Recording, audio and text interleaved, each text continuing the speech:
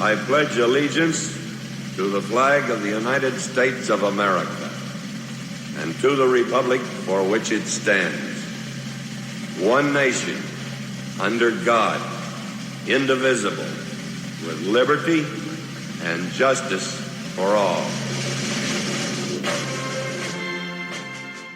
Welcome to the Vietnam Veterans News Podcast. News of interest about Vietnam veterans from a Vietnam veteran. Now, here's your host, Mac Payne.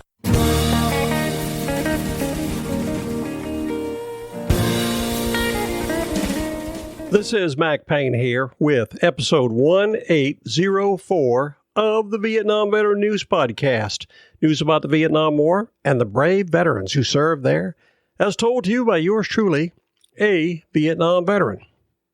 In this episode, I'm going to talk about the continuing rivalry between the U.S. and China and what China continues to do to push their way around in Southeast Asia and other areas. As we all know, China's beginning to push its weight around Southeast Asia. They're making claims on the South China Sea and other things. Back in episode 1800, I talked about Secretary of State Mike Pompeo telling the Chinese, hands off the Vanguard Bank, which lies to the south end of Vietnam in the South China Sea. Yet, China's claiming it. Mike Pompeo said, hands off. The U.S. is not recognizing their claims. The Chinese seem to be intent upon taking over the whole South China Sea. They are claiming the Spratly Islands, where they say some of the richest fishing grounds in the world are located. They say that the areas around the Vanguard Bank has more petroleum, potentially, than the entire Middle East. They're also claiming the Paracel Islands and converting them into aircraft carriers out there in the middle of the South China Sea. One wonders, why do they want aircraft carriers out in the middle of the South China Sea? Surely they're not up to no good, are they? But it does make one suspicious when you consider that the majority of world trade shipping passes through the South China Sea. It keeps on coming. Now it looks like they're trying to control the waters of the Mekong River. Many Vietnam veterans are familiar with the Mekong River that runs through Vietnam, down south. The Chinese apparently want to take over the water supplies for that area because they're damming up the Mekong River further north.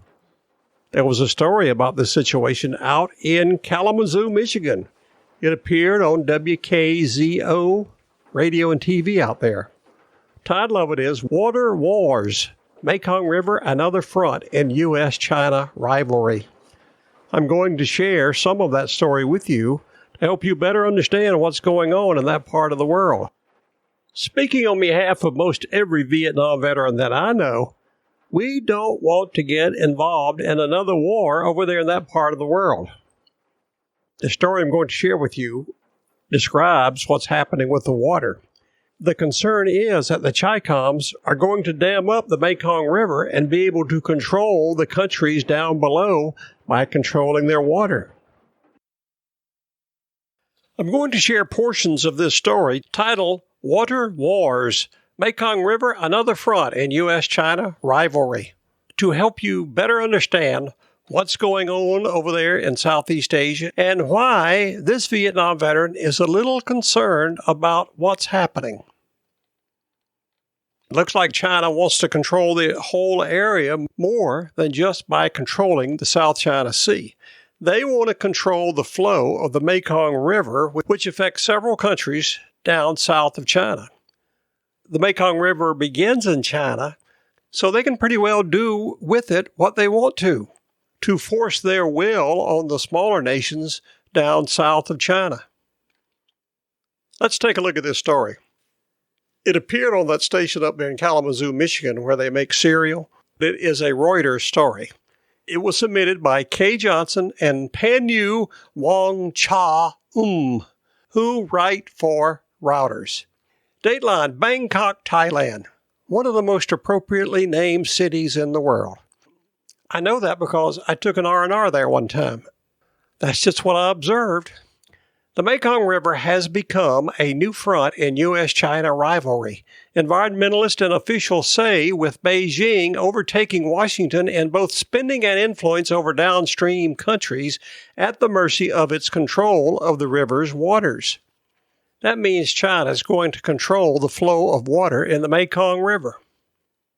Continuing. It is a confirmation in which the Trump administration, which has largely maintained funding for an Obama-era environmental and development programs in the lower Mekong, is losing ground. The two-power struggle recently moved into the realm of science, with the U.S. and Chinese governments each touting different reports about whether China's 11 dams on the river were harming nations downstream. China's dams have given it extensive control of the waters that flow down to Laos, Myanmar, Thailand, Cambodia, and Vietnam, which have long depended on the river for agriculture, fishing, and increasingly for hydroelectric power in Laos. That control enables China to set the agenda for development linked to the waterway and to exclude the United States from a role after decades of promoting Mekong projects as a way to exert its influence in the region. There they go again, blaming the United States for trying to take over every place. Some think that. I don't agree with them. Continuing. This is becoming a geopolitical issue, much like the South China Sea between the United States and China, said Witun Permpong Segaron Eon of the group Mekong Energy and Ecology Network. The state of the Mekong is an urgent worry for the 60 million people who depend on it for farming and fishing as it flows from China, where it is known as the Lan Kang, throughout Southeast Asia before emptying into the sea from Vietnam's delta. Last year saw record drought with lower Mekong River levels the lowest in decades. Fewer and smaller fish catches have been reported for years. A U.S. ambassador in the region described China as hoarding water in its 11 dams on its upper portion of the 2,700-mile river, harming the livelihoods of millions of people in downstream countries. China also has been stepping up activities of its Lan Kang Mekong Cooperation Group, better known as LMC, a relatively new intergovernmental body that a second U.S. ambassador decried as trying to sideline the 25-year-old Mekong River Commission, known as the MRC. China's foreign ministry told Reuters any U.S. suggestions that Beijing was trying to take over the Mekong conversation was groundless. Countries outside the country should refrain from stirring up trouble out of nothing, the ministry said. Sounds like something the Chi-Coms would say. The U.S. China rivalry broke into a war of words after a Washington-funded study in April concluded that China's dams held back waters during last year's drought. And now it seems that evil China will not only spread the COVID-19 virus around the world, but it also does not seem to have any problems with cutting off the water that runs down to Cambodia, Laos, and Vietnam. I'm sorry, that's what it looks like to me. Continuing. Patrick Murphy, U.S. ambassador to Cambodia, said he was quite surprised at the stark findings. He added, to learn that a primary source for the diminished level of the Mekong and changes in the Mekong in the lower Mekong region is what's happening upstream in China, with essentially the hoarding of water. That's right. China's sort of cutting off the water supply. China apparently is reducing the flow of water in the Mekong as it runs down through Cambodia, Laos, and Vietnam. Researchers will argue about the science, but for the lower Mekong countries, it comes down to trust and power.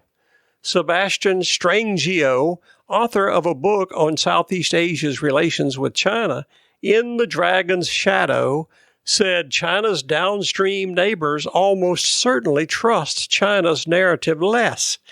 But Beijing's regional might cannot be ignored. They have to rely on China now for a life-giving resource, and it's very difficult for them to openly challenge the Chinese government on its dam building, Strangio said. Reluctant to take sides, none of the MCR countries has commented publicly in favor of either the Chinese or American study. That's easy to see. Here are these small little countries down there that rely on the Mekong River, and China has the ability to cut it off. So they're going to be very careful about what they say. The United States has spent $120 million U.S. on the Lower Mekong Initiative since it was founded 11 years ago. China appears to be spending more. In 2016, the Beijing-sponsored LMC set up a $300 million fund for research grants to be awarded for the 5 downstream countries.